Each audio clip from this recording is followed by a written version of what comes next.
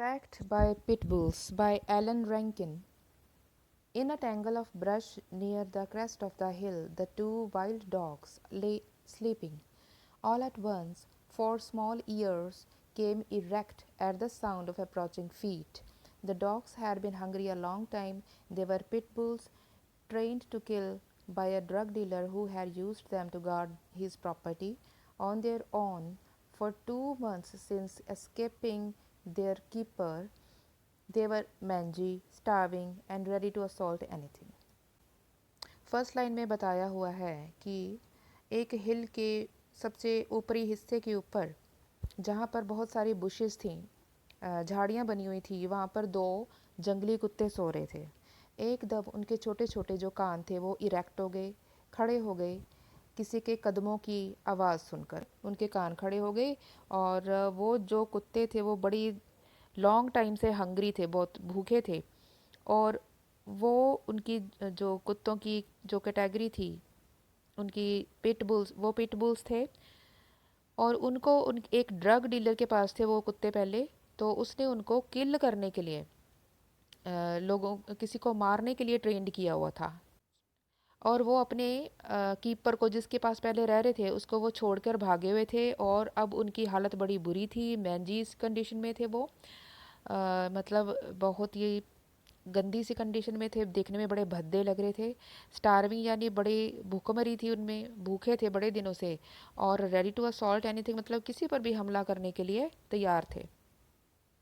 They had the equipment called almond shaped eyes, wedge shaped heads, massive V shaped jaws that were capable of snapping shut with terrible force. और उनके पास हथियार कौन से थे?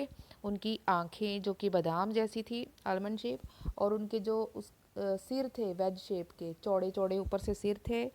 Pitbull की आप तस्वीर देख लेना गूगल से।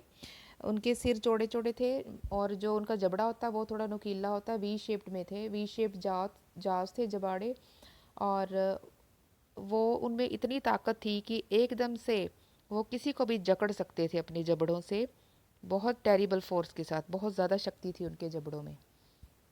Only a few days before, सिर्फ कुछ दिन पहले ही, neighborhood residents had complained that wild dogs were killing pets and occasionally threatening people. कुछ दिन पहले ही जो आसपास के लोग थे उन्होंने ये कंप्लेंट लिखाई थी कि ये जो जंगली कुत्ते हैं उनके पेट्स को मार रहे हैं और जो आसपास से गुजर रहे हैं लोग उनको भी थ्रेटन कर रहे हैं। Now as the footsteps grew closer, the dogs sprang to ravenous attention on short, powerful legs. अब जैसे ही वो फुटस्टेप्स उनके क्लोज आए, वो जो कदमों की आवाज़ थी, जो पैर उनके नज़दीक आते उनको लगे कुत्तों को, वो एकदम अपनी छोटी छोटी पावरफुल लेग्स के ऊपर एकदम से खड़े हो गए, अटेंशन में आ गए। Lifting up their small black noses, अपनी छोटे छोटे काले काले उन्होंने नाक को ऊपर उठा लिया सूंघने के लिए। दे sniffed and tested the wind, और वो उस हवा को सूंघने और टेस्ट करने लग गए कि कहाँ से आ रहा है, कौन आ रहा है। As the sun rose on that golden summer-like morning of October 1988, अब ये असली रियल स्टोरी है, ये मत समझना कि वैसी कहानी लिखी हुई है, ये असली रियल है, रियलिटी है किसी की लाइफ की। और वो कौन था बंदा? जॉनी फोर्ड था। ठीक है, तो जैसे ही समर में अक्टूबर के टाइम में जैसे ही मॉर्निंग सन उदय हुआ, Johnny Ford the charismatic mayor of Tuskegee Alabama was already out jogging. अब जॉनी फोर्ड को जॉगिंग बहुत पसंद थी, तो वो सुबह सुबह जो जॉनी फोर्ड कौन था? मेयर था, टस्कीजी का मेयर था, तो वो जॉगिंग के लिए निकलता है। Tall athletic attire in blue sweat suit, attire मतलब जो उन्होंने पहनावा पहना होता है उसको बोलते हैं अटायर। तो वो उसने क्या पहना हुआ था? ब्लू स्वेट सूट डाला हुआ था। फोर्ड 46 ईयर का था, bounded along with gusto, deeply inhaling the fresh air. He treasured these brief solitary run, solitary मतलब अकेले में जो वो छोटी छोटी रन्स ले रहा था उसको वो बहुत एंजॉय कर रहा था, बड़े अच्छे मूड में था, डीपली इनहेल कर रहा था हवा को। He could think, plan, pray a little and fortify himself to face the welter of problems that always awaited him at the office, और अपने आप को रेडी कर रहा था उन छोटी छोटी प्रॉब्लम्स के लिए जो कि ऑफिस में जाकर उसके सामने आने वाली थी। उसके लिए वो जॉगिंग करता था, डीप ब्रीदिंग वगैरह करता था, अपने आप को फ्रेशन अप करता था। On the morning, Ford headed for the hill that towered above the eastern edge of his fashionable Lake Tuskegee neighborhood. और इस मॉर्निंग में जब वो जॉगिंग करने निकला तो वो इस रास्ते पे जा रहा था, ईस्टर्न एज पे, उसकी जो फैशनेबल लेक टस्कीजी थी उसकी नेबरहुड पे। अ, इस रास्ते पे उसने नया रास्ता आज चुन लिया। As he started up the steep logging road, shadowy woods closed in on each side. जैसे जैसे वो स्टीप मतलब ढलान वाली रोड के ऊपर जा रहा था, तो आसपास की जो शेडोई वुड्स थी, मतलब जो पेड़ लगे हुए थे, less than half way up, अभी आधा रास्ता भी नहीं हुआ था, उससे कम में ही, for wished he had settled for an easier route, उसको ऐसा लगने लगा कि काश उसने कोई आसान सा रास्ता पकड़ा होता। उसने बहुत लंबा सा ढलान सी पकड़ ली थी जहाँ पे आसपास बहुत से पेड़ थे और दूर तक लगे हुए थे, ऐसे लग रहे थे एक दूसरे के ऊपर झुके हुए हैं। But he had been taught to push himself, लेकिन उसको शुरू से यही सिखाया गया था कि आगे बढ़ते रहो। His papa's favourite saying was, अब उसके पापा की फेवरेट सेइंग क्या थी, ये क्वेश्चन आंसर में भी आएगा।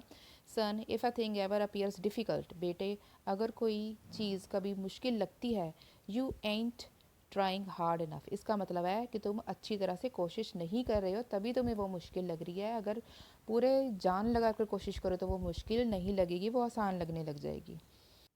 पापा was really his uncle Charlie and mama his aunt Tennessee. अब असल में उसके पापा कौन थे? अंकल चार्ली और आंट टेनेसी मम्मा पापा थे उसके। उन्होंने उसे अडॉप्ट किया हुआ था। They had adopted him as their only child when he was an infant, वो छोटा सा बच्चा था तो अपने इकलौते बेटे की तरह उसको अडॉप्ट कर लिया था। Charlie was a hospital orderly, Charlie कौन था? एक हॉस्पिटल में छोटा मोटा काम करता था। Tennessee a maid and cook, Tennessee कौन थी? वो काम करने वाली थी, ठीक है, मेड थी, नौकरानी, और कुकिंग का काम भी करती होती थी। Uneducated and as humble as their little two-room house, they had given him chances they had never had. अब वो खुद अनएजुकेटेड थे, पढ़ाई लिखाई नहीं की हुई थी उन दोनों ने, उसके अंकल आंटी मतलब जो उसके जिनको वो मम्मी पापा मानता था, तो अपने उनके पास टू रूम का सेट था जहाँ पे वो रह रहे थे।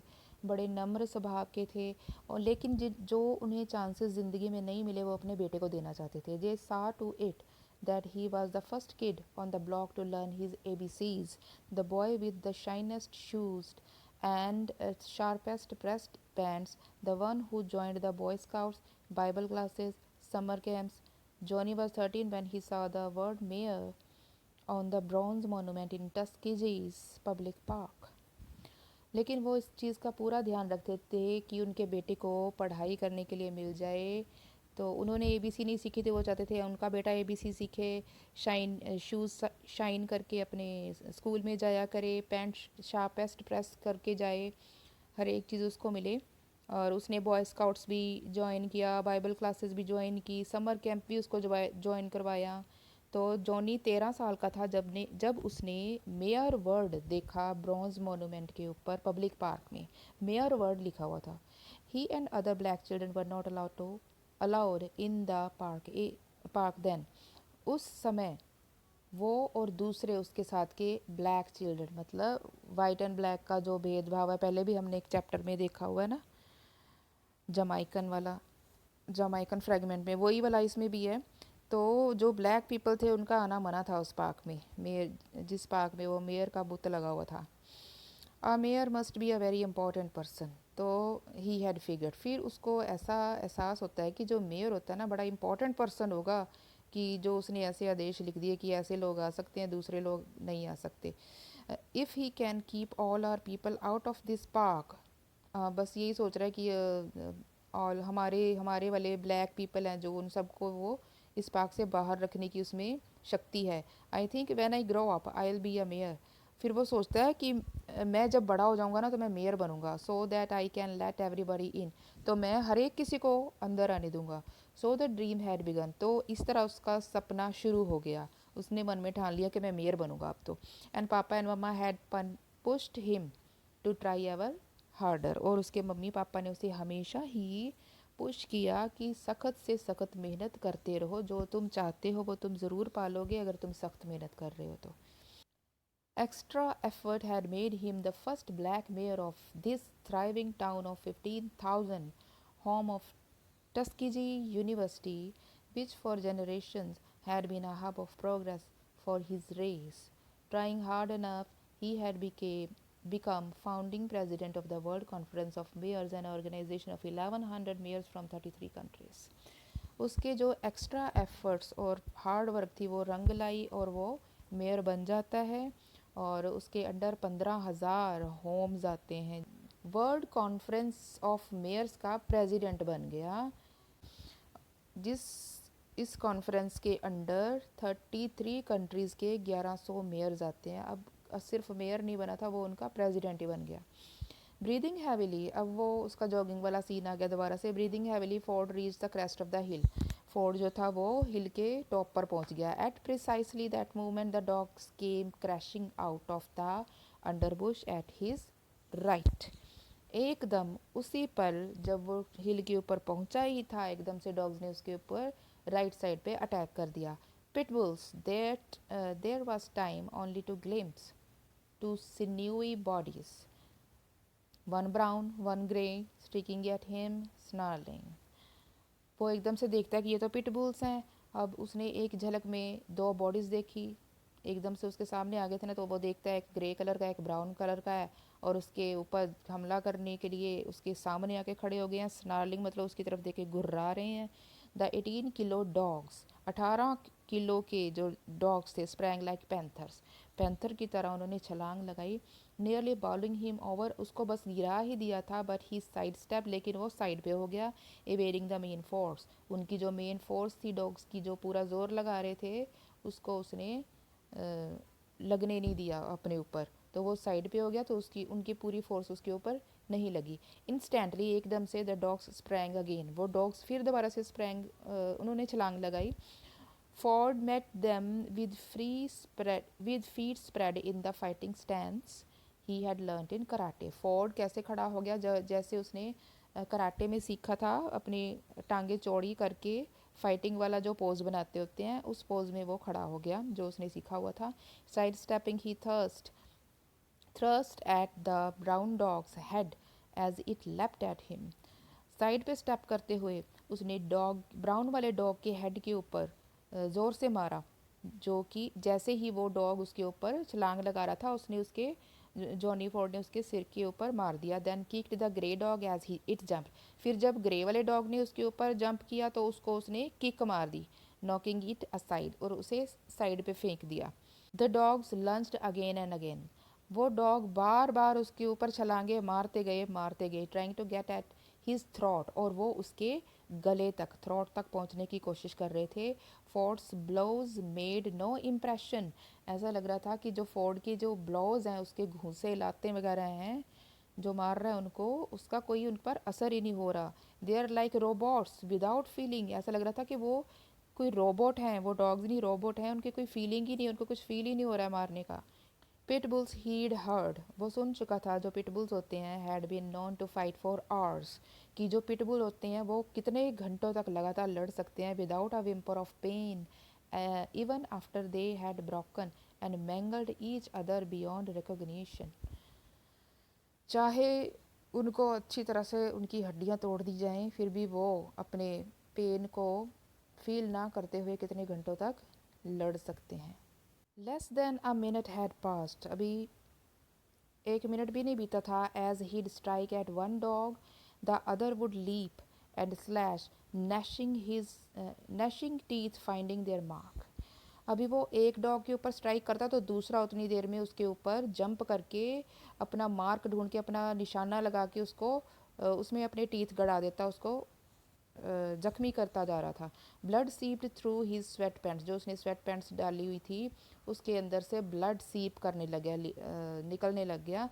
And the taste made the dogs crazy for more, जैसे ही उनको खून का स्वाद मिला डॉग्स को, तो वो क्रेजी हो गए कि और मिले। They pounded at him with increasing fury, पहले से भी ज़्यादा इंक्रीज गुस्से के साथ, तेज़ी के साथ वो उसके ऊपर पाउंड करने लगे, जंप करने लगे। Their cold glassy black eyes boring into his with a mindless fixity of purpose.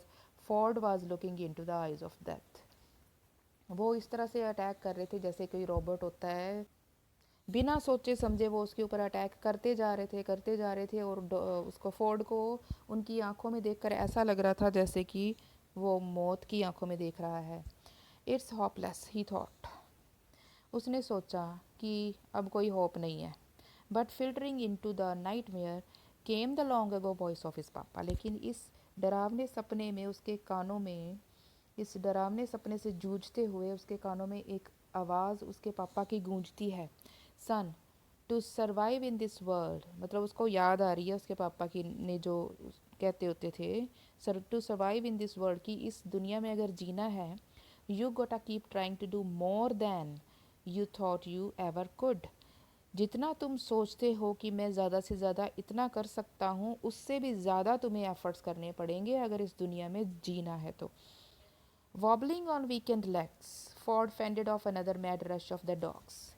Dogs का अनदर जो अटैक था उसको फेंड ऑफ करते करते वो अपनी वीक कमज़ोर हुई टांगों के ऊपर लड़खड़ाने लग गया। He raced for the nearest tree. अब वो नज़दीक का उसे एक लंबा सा ट्री दिख रहा था, 6 metres away, but he was too slow. 6 metre दूर था वो ट्री, लेकिन वो बहुत धीरे चल रहा था क्योंकि वो उसकी टांगें कमज़ोर हो चुकी थी ना। The dogs overtook him snapping at his heels. तो डॉग ने उसको ओवरटुक कर लिया, उसके ऊपर स्प्रैंग कर दिया फिर, और उसकी जो हील्स थी उसको काट लिया। इन desperation he leapt into a spindly dead pine and scrambled to upwards। फिर वो निराशा में, क्योंकि वो उस ट्री तक तो नहीं पहुंच पाया, लेकिन नज़दीक ही एक कमज़ोर सा पाइन ट्री था, वो उसकी तरफ अपने आप को घसीटते हुए किसी तरह चला गया और उसके ऊपर चढ़ने की कोशिश करने लग गया। The tree Brock. जैसे ही वो थोड़ा सा ऊपर चढ़ जाता है ट्री के ऊपर, तो ट्री टूट जाता है। Throwing him into another skinny pine. और दूसरे स्किनी कमज़ोर से पाइन ट्री के ऊपर उसे फेंक देता है। Slowly it began bending toward the waiting dog. अब वो वाला पाइन ट्री जिस ट्री के ऊपर पहले वाले ट्री ने फेंक दिया है, झुक झुक गया था, अगला वाला ट्री भी धीरे धीरे आगे आगे की ओर झुकने लग जाता है और वेटिंग डॉग्स के नज़दीक फोर्ड को वो ट्री ले जाता है।